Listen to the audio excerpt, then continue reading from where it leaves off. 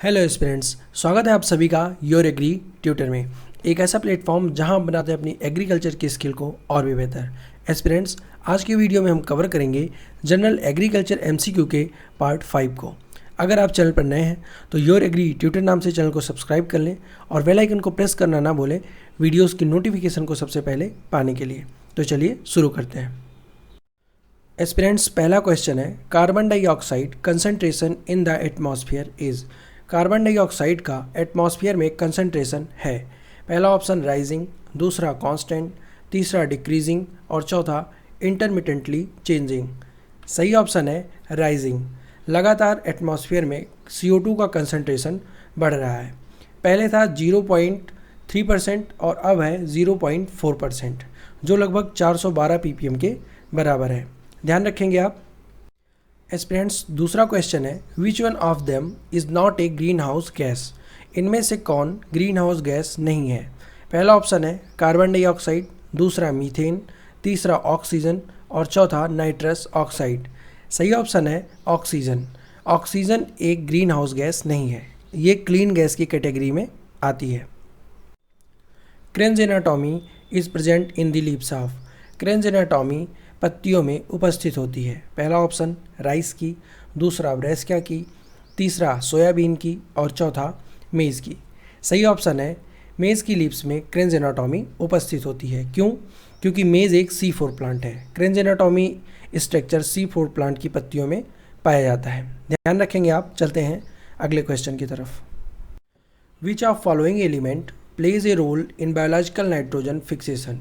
इनमें से कौन सा एलिमेंट बायोलॉजिकल नाइट्रोजन फिक्सेशन में अहम भूमिका निभाता है। पहला ऑप्शन है कॉपर, दूसरा जिंक, तीसरा बोरान और चौथा मॉलिब्डेनम। सही ऑप्शन है मॉलिब्डेनम।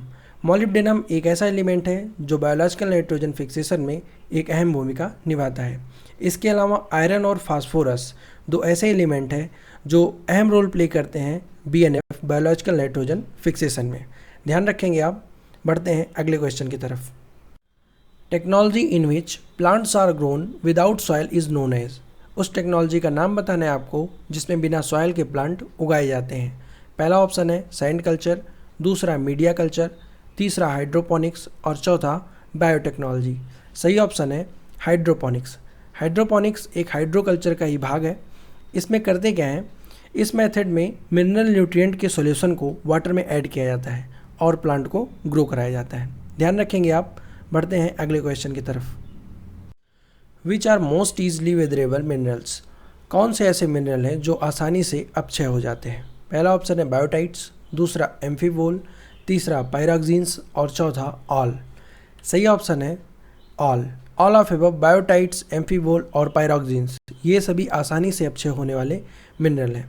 ये डार्क सिलिकेट मिनरल के ईजली वेदरेबल मिनरल की कैटेगरी में आते हैं। याद रखेंगे आप। Which is the most widely prevalent clay mineral in the Indo-Gangetic alluvial soil? Indo-Gangetic alluvial soil में ऐसा कौन सा मिनरल है जो सबसे कॉमन है। पहला ऑप्शन है कायोलिनाइट, दूसरा मोंटमोरिलोनाइट, तीसरा इलाइट और चौथा वर्मी कल्चर। सही ऑप्शन है इलाइट। इलाइट एक ऐसा क्ले मिनरल है जो इंडो-गंगेटिक एलुवियल सॉइल में सबसे कॉमन है। For detail of soil survey at village level the scale of base map should be. Village level पर सॉइल सर्वे के लिए बेस मैप होना चाहिए। पहला ऑप्शन है 1:10,000, दूसरा 1:50,000, तीसरा 1:1 लाख और चौथा 1:25,000। सही ऑप्शन है 1:50,000। आइए जानते हैं बेस मैप होता क्या है। ये एक इंफॉर्मेशन सिस्टम है। इसके द्वारा जियोग्राफिकल इंफॉर्मेशन प्रोवाइड करवाई जाती है। विलेज लेवल के लिए बेस मैप होना चाहिए 1:50,000। ध्यान रखेंगे आप, इम्पॉर्टेंट है। Phosphate fixation capacity is highest in. Phosphate के फिक्सेशन की कैपेसिटी सबसे ज़्यादा होती है। पहला ऑप्शन है एलुवियल सॉयल, दूसरा डिजर्ट सॉयल, तीसरा मीडियम ब्लैक सॉयल और चौथा रेड सॉयल। सही ऑप्शन है एलुवियल सॉयल। एलुवियल सॉयल में सबसे ज़्यादा फास्फेट फिक्सेशन होता है। क्यों? क्योंकि इसमें पाया जाता है कैल्शियम कार्बोनेट और फास्फेट कैल्शियम कार्बोनेट के पार्टिकल्स पर ही एब्जॉर्ब होता है। ध्यान रखेंगे आप। Among the following the solubility of fertiliser in water is highest. इनमें से ऐसा कौन सा फर्टिलाइज़र है जिसकी वाटर में सॉल्युबिलिटी सबसे ज़्यादा होती है? पहला ऑप्शन यूरिया, दूसरा अमोनियम सल्फेट, तीसरा म्यूरेट ऑफ पोटास, चौथा डाई अमोनियम फास्फेट। सही ऑप्शन है urea. Urea highly water soluble fertiliser है। On an average the nitrogen content of well decomposed FYM in India is. India में अच्छी तरह से डिकम्पोज्ड FYM में नाइट्रोजन की औसत मात्रा होती है। पहला ऑप्शन 0.3%, दूसरा 0.5%, तीसरा 0.7% और चौथा 0.9%। सही ऑप्शन है 0.5%। एस्पिरेंट्स, FYM में नाइट्रोजन की मात्रा 0.5%, फास्फोरस की मात्रा 0.2% और पोटास की मात्रा 0.5% होती है। The sodium absorption ratio SAR of water considered suitable for irrigation is. Irrigation water के लिए SAR वैल्यू कितनी होनी चाहिए? पहला ऑप्शन है मोर देन 18, दूसरा 10 to 18, तीसरा लेस देन 10 और चौथा लेस देन 7। सही ऑप्शन है लेस देन 10। एस्पिरेंट्स, आइए इस टेबल के माध्यम से देखते हैं। अगर SAR वैल्यू 0 से 10 के बीच में होगी तो वाटर की क्वालिटी एक्सीलेंट है। 10 से 18 के बीच में होगी तो वाटर की क्वालिटी गुड होगी। अगर SAR वैल्यू 18 से 26 के बीच में होगी तो वाटर डाउटफुल होगा। अगर 26 से ज़्यादा होगी तो वाटर की क्वालिटी अनसुटेबल है इरीगेशन के लिए।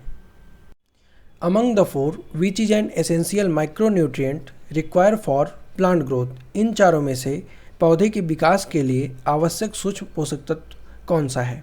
पहला ऑप्शन कैल्शियम, दूसरा कोबाल्ट, तीसरा सल्फर, चौथा मॉलिब्डेनम। सही ऑप्शन है मॉलिब्डेनम। मॉलिब्डेनम की ज़रूरत प्लांट ग्रोथ के लिए 1 ppm से कम होती है। The microorganism that is considered most important as an indicator of soil quality is. सूक्ष्मजीव जिसे मिट्टी की गुणवत्ता के संकेतक के रूप में सबसे महत्वपूर्ण माना जाता है। पहला ऑप्शन बैक्टीरिया, दूसरा फंजाई, तीसरा एक्टिनोमाइसिट्स, चौथा एल्गी। सही ऑप्शन है बैक्टीरिया।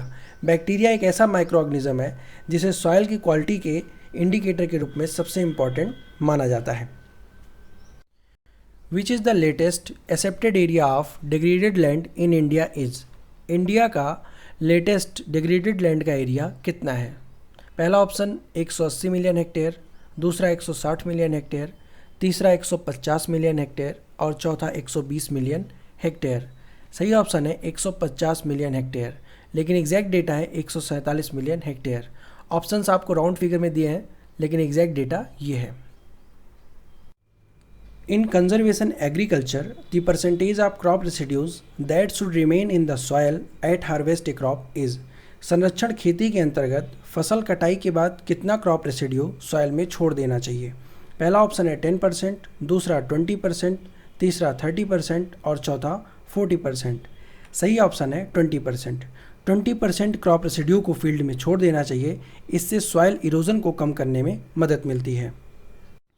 एस्पिरेंट्स, अगर आपको वीडियो अच्छी लगी तो वीडियो को लाइक कर लें और शेयर करें अपने दोस्तों के साथ जो ICAR JRF, UP कैटेट या फिर BHU की तैयारी कर रहे हैं। एस्पिरेंट्स, अगर आप चैनल पर नए हैं तो योर एग्री ट्विटर नाम से चैनल को सब्सक्राइब कर लें और बेल आइकन को हिट करना ना भूलें वीडियोज़ की नोटिफिकेशन को सबसे पहले पाने के लिए। हम अपने सभी वीडियोज़ को फेसबुक पर शेयर करते हैं, इसलिए योर एग्री ट्विटर नाम से पेज को लाइक कर लें, फॉलो कर लें। एस्पिरेंट्स, हम अपने सभी लेक्चर की PDF को व्हाट्सएप ग्रुप पर शेयर करते हैं, इसलिए ग्रुप को ज्वाइन करने के लिए डिस्क्रिप्शन बॉक्स में दी गई लिंक को हिट करके आप ग्रुप को ज्वाइन कर सकते हैं। उम्मीद करते हैं आपने इस वीडियो में कुछ नया सीखा होगा। मिलते हैं नेक्स्ट वीडियो में। Thank you for watching. God bless you all.